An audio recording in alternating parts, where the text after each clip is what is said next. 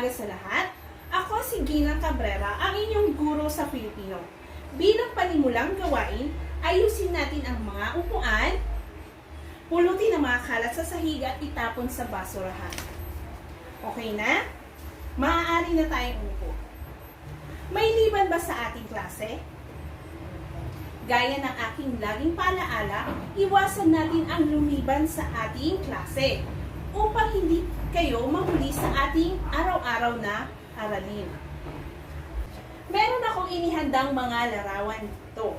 Nais kong sabihin nyo kung anong pagdiriwang ito at kung saan ito matatagpuan. Sa unang larawan, ano ang nakikita nyo? May iba pa bang kasagutan? Magaling! Ano sa tingin nyo ang kanyang hawak-hawak? Tama! Makikita sa unang larawan ay isang tao na may suot na makulay na kasuotan. Siya rin ay may hawak na isang Santo Niño. Anong pagdiriwang ang tawag dito? May iba pang kasagutan? Tama! Ang pagdiriwang na ito ay tinatawag na ati-atihan. Ang ati-atihan ay dinaraos sa bayan ng Kalibo, Aklan. Sa pangalawang larawan naman, ano ang nakikita nyo? Magaling! Ano pa bang nakikita nyo? Okay? Makikita sa pangalawang larawan ang mga tao na may suot na makukulay din na kasuotan. Ano kayang tawag sa pagdiriwang na ito? May iba pa bang kasagutan? Tama. Ang pagdiriwang na ito ay tinatawag na dinagyang. Inihahambing din ito sa pagdiriwang ng sinulog sa Cebu at ng ati-atihan. Ang dinagyang ay dinaraos sa lungsod ng Iloilo. Okay? So, sa pangatlong larawan naman, ano ang nakikita nyo? Magaling! Makikita dito ang mga kababaihan na may suot din na makukulay na kasuotan. Ano sa tingin nyo ang nasa kanilang paligid? Tama! Napapalibutan sila ng mga bulaklak. Ano kaya ang tawag sa pagdiriwang na ito? Magaling! Ang pagdiriwang na ito ay tinatawag na panagbenga o pista ng mga bulaklak. Ang pagdiriwang na ito ay idiniriwang sa lungsod ng Baguio. At ang huling larawan, ano ang nakikita nyo? May iba pa bang kasagutan? Tama. Makikita sa larawan na ito ang mga kalalakihan na may suot na bahag. Ano kaya sa palagay nyo ang kanilang hawak-hawak? Tama, sila ay may hawak-hawak na isang instrumento na tinatawag na gangsa. Ang pagdiriwang na ito ay tinatawag na kanyaw. Ito ay matatagpuan sa bulubundukin ng Hilagang Luzon. Sa inyong palagay, bakit kaya sila nagdaraos ng mga ganitong selebrasyon? Maaari? Ano pa? Magaling. Sila ay nagdaraos upang bigyang karangalan, pasasalamat, at pagpapakita ng kanilang kultura. Ano kaya sa tingin nyo ang kaugnayan ng mga larawan nito sa ating aralin? Maaari? Ano pa? Tama! Ang ating aralin ngayon ay tungkol sa isang selebrasyon. Ang ating tatalakayin ngayon ay tungkol sa kwento ng isang matandang kuba sa gabi ng Kanyaw ni Simplicio Pisa.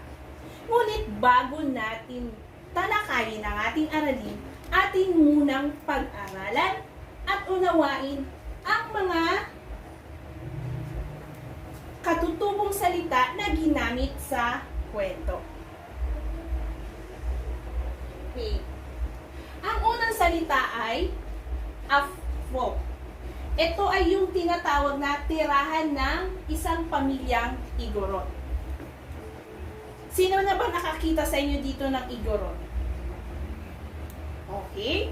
Ano kaya sa tingin nyo ang itsura nila? Ano kaya ang kasuotan nila? Tama, sila ay mga nakabahag. Pero sa ngayon, hindi na tayo nakakakita ng mga Igorot na nakabahag. Meron na silang damit. Okay. Doon naman sa pangalawang salita ay yung ama. Yun yung matandang Igorot. Tawag sa matandang Igorot. So, ay-ayeng, ay-yeng. Mga panalangin inaawit sa kanyaw. Kung makikita nyo, sa pagdaraos, mapapansin nyo sa isang pagdaraos or sabihin na natin, selebrasyon ng mga bawat katutubo ay makikita nyo yung bawat tao ay nananalangin, kumakanta. Okay? Sumunod naman ay yung fatek, mga guhit sa katawan o kauri ng tato. Para sa mga katutubo, ang tato ay isang simbolo. Simbolo sa kanila. Halimbawa na lamang yung tato na guhit sa mga kamay nila, sa mga katawan nila, sa mga braso, meron yung kanya-kanyang simbolo. Ang sumunod naman ay yung gangsa. Gaya na nakita natin kanina sa isang pagdiriwang, yun yung instrumento na ginagamit nila upang tumugtog. Okay, dun sa ili, yun ay isang kabayanan. Kung sa atin meron tayong bawat barangay. Sa kanila naman ay bawat kabayanan. Ang intugtukon, yun yung tanging lupon ng matatalinong matatanda sa bayan ng bayanan, sa bayan-bayanan, sa nayon na hinihingan ng mga tao ng payo. Sino sa inyo dito ang nakanood ng yung sa Channel 7 na Bagani ba yun? Sa Channel 7, napapansin nyo doon, meron silang isang babaylan. Yun yung hinihingan nila ng payo, doon sila parang nagiging doktor nila kung ano yung nangyayari sa paligid nila, kung anong klaseng sakit ang dumapo sa kanila. Sumunod naman ay yung kabunyan, ang bathala ng katutubong Igorot. Yung kabunyan sa kanila, yun yung tawag nila sa bathala nila. Sa atin naman, na mga Katoliko, o sa atin na mga mga Roman Catholic o sa iba pang religion, yung tawag natin ay si Jesus Christ. Sa kanila, ang tawag naman nila ay kabunyan. Sa mga Muslim naman, ang tawag nila ay si Allah. Kalos at koongan, yun yung mga instrumentong kauri ng gansa. Kasi may iba't iba tayong instrumento na ginagamit upang tugtog. Kasi sa isang selebrasyon, mapapansin nyo rin yung mga nagsasayawang mga katutubo. Hindi lamang to pagsasayaw sa kanila upang mapakita na masaya sila. Yung pagtugtog nila, yun din ang nagpapakita na nagbibigay sila karangalan dun sa kanilang bathala. Sumunod naman ay yung kiyag, isang uri na sisidlan ng pagkain. Kung sa atin ay plato, sa kanila naman ay kiyag. Lufid, kasuotan ng mga babaeng Igorot, kauri ng tapis, ibinabalot ito sa katawan at binibikisan ng wakes, isang uri ng pamigkas. Napapansin nyo ba yung dun sa kanina sa pinakita kong larawan, yung Igorot, hindi lamang siya nakabahag, meron din makikita na parang nakatapis sa kanila. Kung sino man nakakita sa inyo ng Igorot, yung mga babaeng Igorot, mapapansin nyo rin ay nakabdamit sila, tapos meron silang nakatapis. Ibig sabihin pala ay meron din palang simbolo yung bawat kasuotan na kanilang sinusuot. Yung tape at fayas, yun yung mga uri ng alak. tinuod, yun yung sombrero ng mga Igorot. Ito na rin ang taguan nila ng mga minangata nilang tabako at iba pang maliliit na abubot sapagkat wala silang bulsang pagtataguan sa. Makikita na mapapansin nyo nga naman, di ba, ang mga katutubo noong unang panahon ay walang saplot. Kaya yung mga nagsisilbing bulsa nila ay yung mga kanilang sombrero. Pag sinabing ninangata, yun yung ninunguya. Sino ba sa inyo dito ang mga lolo at lola na nakita nila na ngumunguya ng nganga? Diba? Hindi lamang sila basta-basta ngumunguya nun. Meron ding ibig sabihin nun. Meron ding kahulugan yun para sa kanila. Okay?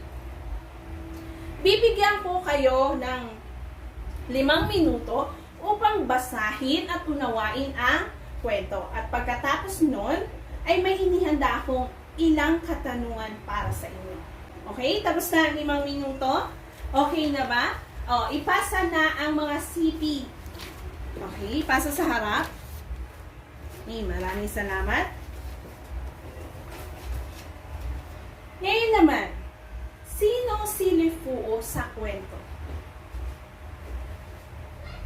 Maaari, siya ay isang tauhan ng ating kwento. Ano pa bang sagot? Iba pang sagot. Magaling. Si Lifuo ay isang pinuno ng katutubong Igorot. Ano kayang taglay ni Lifuo bilang isang pinuno sa katutubong Igorot? Tama? Ano pa? Magaling. Si Lifuo ay isang matapang na pinuno. Siya rin ay isang mapagmahal na asawa at ama sa kanyang anak. Bakit kaya sila nagdaos ng pagdiriwa? Okay? Iba pang kasagutan? Magaling. Nagdaos sila ng isang pagdiriwa o tinatawag na kanyaw upang bigyang karangalan ang kanilang bathala na si Kabunyan. Sila rin ay nagdaos ng isang pagdiriwang upang manalangin at magpasalamat sa kanilang bathala. Ano ang naging gantimpala ng kanilang bathala sa isinagawa nilang pagdiriwang? Tama, ginantimpalaan sila ng kanilang bathala ng isang malaking puno. Hindi lamang puno, kundi ito ay isang puno ng ginto. Ano kaya ang naging kinahinat nun? Magaling, ano pa? Tama, sila ay nagkagulo. Kaya't ginawa, ang nangyari ay dinumog nila ito. Sino ba naman sa inyo ang hindi magugulat at mamamangha sa isang puno ng ginto? Diba? Lahat naman tayo, siguro pag nakakita tayo ng isang puno ng ginto, lahat tayo ay magkakagulo. Diba? So, kung ikaw ang nasa kalagayan ni Lifuo o yung mga kasama ni Lifuo, ano kaya ang gagawin niyo? Gaya nga na sinabi ko kanina, di ba? Magkakagulo lahat tayo, di ba? Dahil nga naman sa isang malaking puno ng ginto, lahat tayo ay magnanais na kunin ito. Okay? So, sa tingin nyo, paano kaya maiiwasan to? O paano natin mapapangalagaan ang isang puno ng ginto? Diba dun sa kwento, nabasa natin, binawi bigla ng bathala nila ang isang puno ng ginto. Dahil anong ginawa nila? Dinumog nila. So, paano natin dapat pangalagaan yung gantimpala nito? Kung sakaling tayo nakakita ng isang puno ng ginto, ano ang gagawin natin? Bukod doon sa pagkakaguluhan natin, upang hindi tayo upang hindi natin to masira, anong gagawin natin? Tama? Okay? Okay, sundin natin yung sinabi ng matandang kuba. Di ba? Ano bang sabi ng matandang kuba? gagantimpalaan ko kayo na isang puno. Ngunit, ang bunga lamang ang inyong kukunin. Dapat sinunod nila yung bili ng matanda, di ba? Okay. Hindi sila dapat naghangad dun sa malaking puno. Dahil sa, siguro lahat tayo naman, pag nakakita tayo ng puno, di ba? Talagang pagkakaguluhan nila yun. Ngunit, yung matandang puba na yun, ay nagbigay ng isang paalaala. Nagagantimpalaan ko kayo ng isang biyaya, ngunit, ang bunga lamang ang inyong kukunin. So, dapat sinunod natin yun, di ba? Okay. So, anong aral ang hatid sa atin ng kwento? Okay? Magaling. Ano pa? Tama.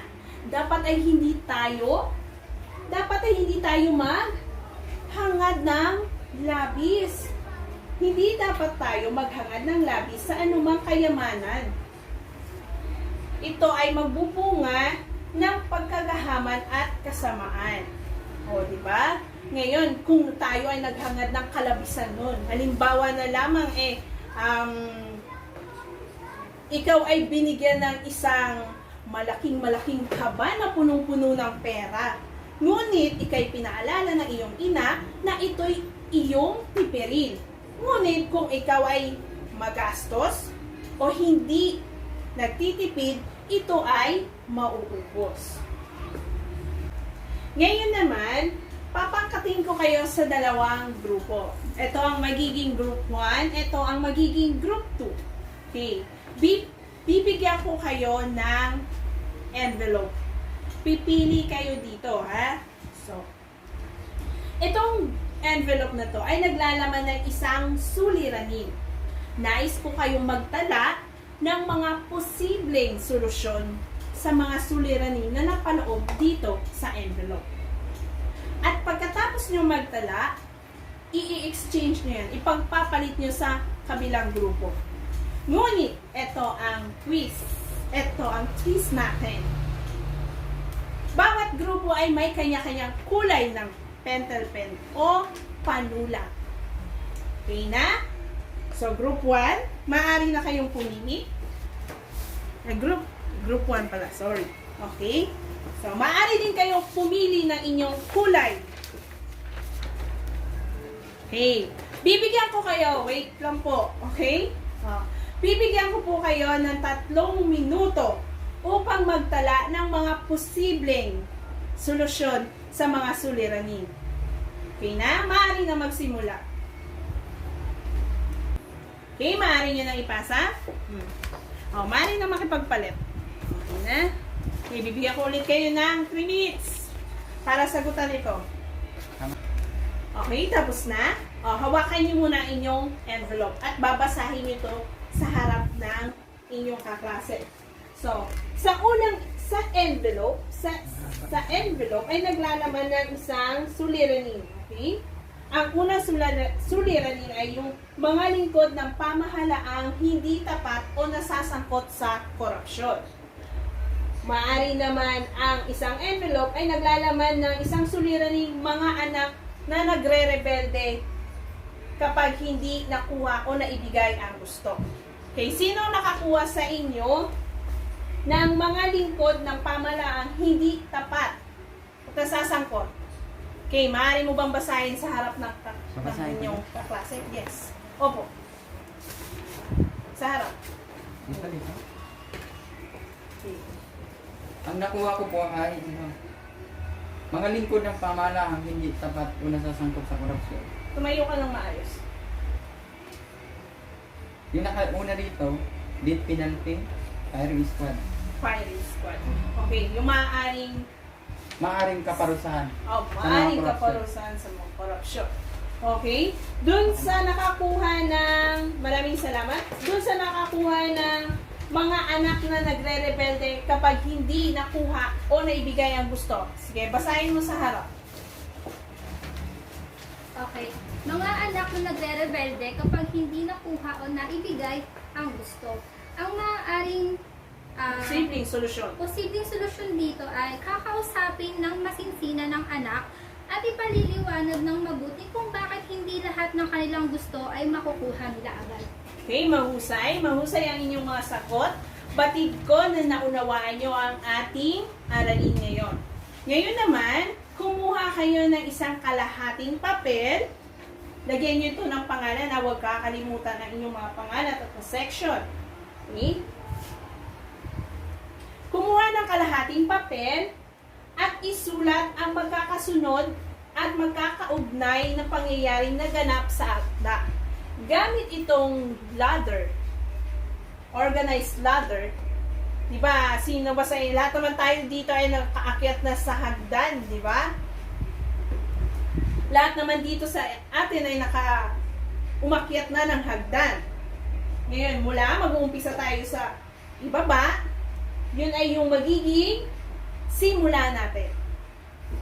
Sa pangalawang baitang, yun ay yung sumunod na pangyayari.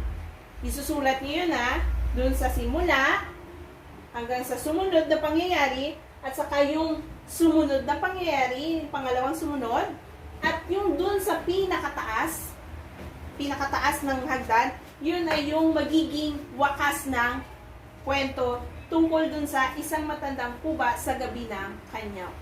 Okay, bibigyan ko kayo ng 5 minuto ulit upang sagutan ito sa inyong mga papel. Pagkatapos nun ay sasagutan natin agad. Okay. Okay na? Maaari natin itaas ang ating mga papel? Taas na? Okay na? Okay. So, magpalit ng papel sa inyong katabi. Okay? Palit na? O. Yung inyong hawak na papel ay ipalit naman dun sa likuran nyo. Okay. Okay. Magaling. So, sa simula ng kwento, maaaring ang isang matandang kuba ay papilay-pilay ang dumating ng hindi inaasahan sa pagdiriwang ng kanyaw. Maaari din doon sa inyong simula ay yung si Lifu ay naghanda ng isang pagdiriwang. Sumunod naman na pangyayari ay yung nagdaos ng isang pagdiriwang si Lifu para sa kanilang bathala upang bigyang pasasalamat at manalangin sa mga biyayang pinagkaloob sa kanila. Okay ba? Tama ba? Kung yung may mga sagot naman dyan ay yung naghanda si Lifu ng isang pagdiriwang. Okay? Naghanda si Lifu ng isang pagdiriwang. Opo? Doon po sa naghanda sila ng manok. Nagkatay sila ng manok. Okay po? Opo. Sige po. Tapos doon din po sa naghalad or nagbigay sila ng isang sayawin. Okay, sa tugtugin, nagtugtog sila. Okay, maaari po yung mga sagot na yan. Sa sumunod naman na pangyayari, ay dininig ni Kabunyan ang panalangin ni Lifu na bigyan sila ng masaganang buhay, kaya tumubo ang isang puno ng ginto. Maaari din doon ay yun po yung binili ng matanda. Okay po, maaari po yun. Maaari po yung bili ng matanda ay isaklob sa kanya ang isang malaking kawa. At buksan lamang ito, pagdating ng bukang liwayway. Maaari po yun. Okay po. Sumunod naman ay yung wakas natin. Nabuwal ang puno ng ginto dahil pinagkaguluhan ito ng mga tao. Maaari din ay pinagkaguluhan ng mga tao kaya namatay ang puno. O kaya maaari din sinabi ng uwak doon na dahil sa inyong ginawa, hindi nyo sinunod ang aking bilin ay babawiin ko ang aking gantimpala. Okay po. So, okay po. Lagyan po ng score. Okay, maaari na pong ipasa yung tapos ng checkan. Okay. Okay, maaari na tumahimik. Okay. Ang kwento ng isang matandang kuba sa gabi ng kanyaw ay isang lamang uri ng kwento. Maaaring ito ay kwento tungkol sa alamat. Dahil sa makikita din yun yung dun sa kwento ay nabanggit na may isang malaking puno na tumubo galing dun sa malaking kawa. Maaaring din lamang itong kwento ng kwentong bayan na pasalin-salin lamang. Halimbawa na lamang ang kwento ay gaya nga ng sinabi nyo kanina, di ba? Para siyang kwento ng kwentong Mina. Dahil nabasa nyo rin yung kwentong Mina na yun na isang malaking puno rin ang tumubo dun sa kwento na yon.